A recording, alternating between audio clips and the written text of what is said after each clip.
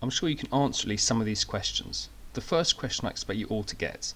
The answer is Boris Johnson, the UK Prime Minister. The second question is a bit more difficult. The picture is the House of Commons, where the laws of the country are decided upon. As part of your education, you're taught about 4 so-called British values. This talk is about one of those values, democracy.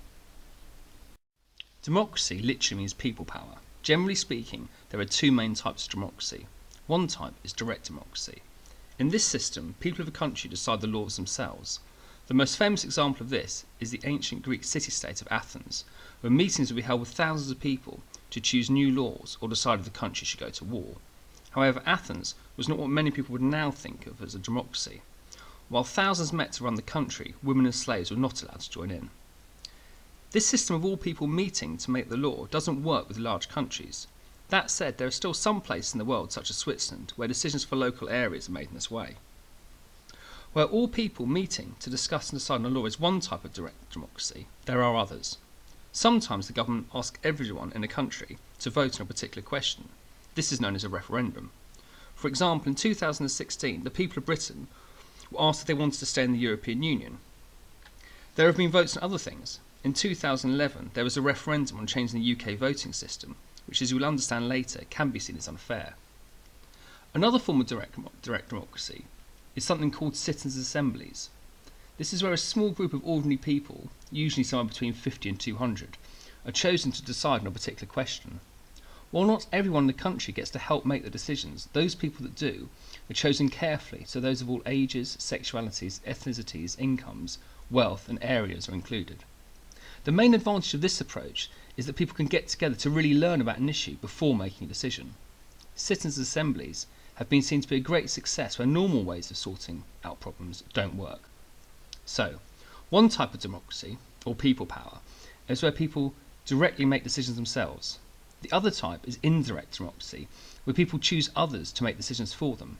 This is often called representative democracy, as the people choose rulers, politicians, who then make decisions for them.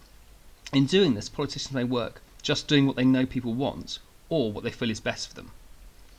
One way to understand this is to think that representative democracy is a bit like people of a country choosing a temporary king. In the past, kings ruling a country would often argue that they'd been chosen by God. In representative democracy, the ruler was not decided in this way. Instead, the people get to choose who will rule. However, this person only gets to rule for a short time, let's say 5 years, after which people can choose someone else. Britain has a mix of both these systems, but overall most decisions are made by politicians rather than people themselves. In the rest of this talk, we are going to look at how the system of representative democracy works in Britain. The idea that representative democracy is just like choosing a king is a really simple way of explaining it. But in fact, people don't just choose a leader who then has all the power. Rather, the power to make laws comes from the politicians sitting in the House of Commons that we saw at the beginning of the talk.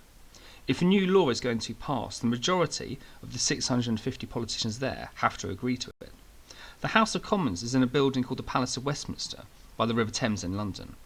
There is another group of people who also get to vote on new laws, called the House of Lords, but they don't really have much power, as generally they just check that the new laws passed will actually work. So how do those 650 people get to sit in the House of Commons and vote on laws? The answer is they get elected. This is done by dividing the country into 650 different parts, called constituencies. In each of these areas, people called candidates stand for election. The people living in this area then go to a place to vote, called a polling station, and choose who they like, putting their vote in a box. All the votes are then counted. You can see the election as a bit like a race, where the one with the most votes wins. Actually, the voting system we have is called first past the post for this reason. So, for example, in the Bristol area, you can see there are a number of constituencies. One of these is Kingswood. Here, the candidate that won in the 2019 election was a man called Chris Skidmore, who got 55% of the vote. However, the winner doesn't need to get most of the votes, they just need to get more than anyone else. So, for example, just north of Kingswood is the constituency of Filton and Bradley Stoke, where the person that won got less than 50%. Because the winner just needs to get more than anyone else, sometimes 2 candidates can be very close. For example, in the constituency called Bury North, one candidate got 46.0% of the votes, while the one that got elected had a tiny bit more. In these cases, you can think of first past the post not as being a race for the clear winner, but one where the two are almost a draw. The question you may be asking yourself is, how do people decide which candidate to vote for? In the same way, how do candidates get any support when most people have never even heard of them? For example, many people in Kingswood are unlikely to have ever heard of Chris Skidmore. The answer is that across the whole country, candidates that agree with each other on most things join together to help themselves get elected. This is what a political party is. People know who to vote for by deciding the political party they like best and then choosing the candidate from that party, often without knowing anything about the individual themselves. But how do people choose a political party? Just before an election, each political party says what it will do if it gets into power. It writes this down in a booklet called a manifesto. Manifestos cover topics like health, education, crime, housing, and the climate crisis. In all honesty, sometimes what they say is very vague. Promises are often simply made to make things better, without explaining how this will be done. The idea is that people find out about what the different political parties plan to do if they get into power, and choose the one who they think has the best ideas.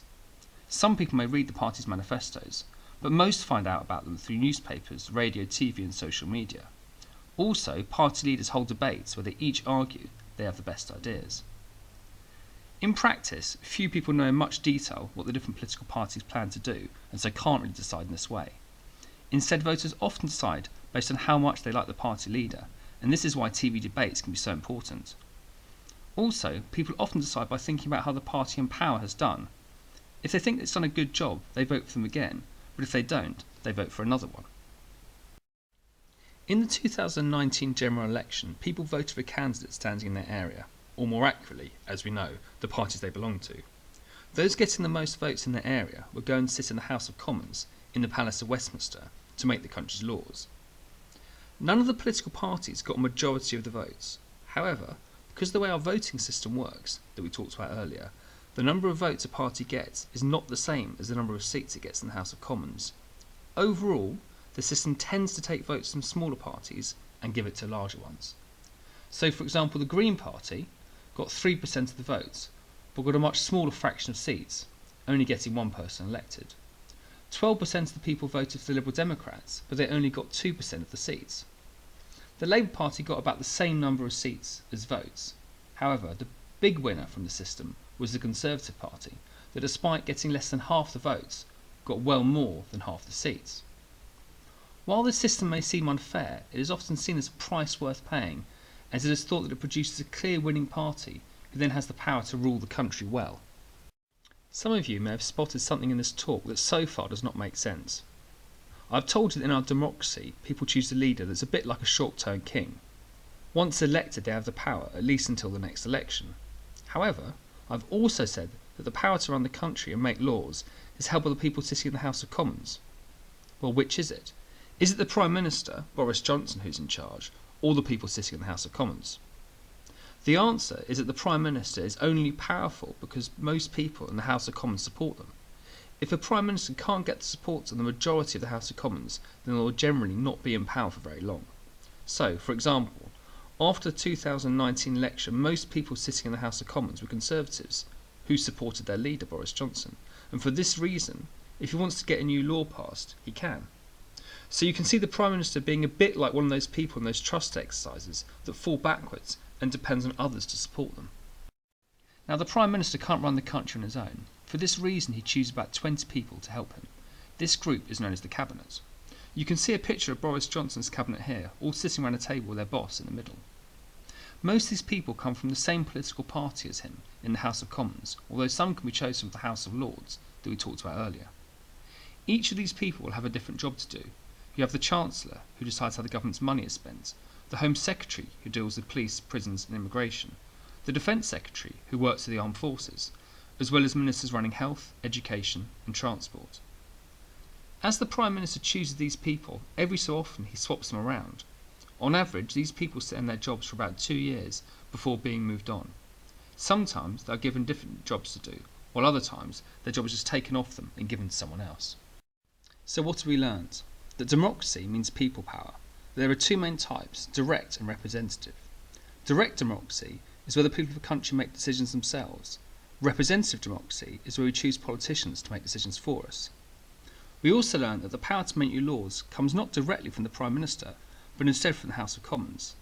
That is, politicians sitting in the House of Commons that vote to make new laws. We know that these politicians get elected by joining with others that have similar opinions to them to create political parties. When it comes to people deciding who to vote for, they mostly make the decision based on the political party.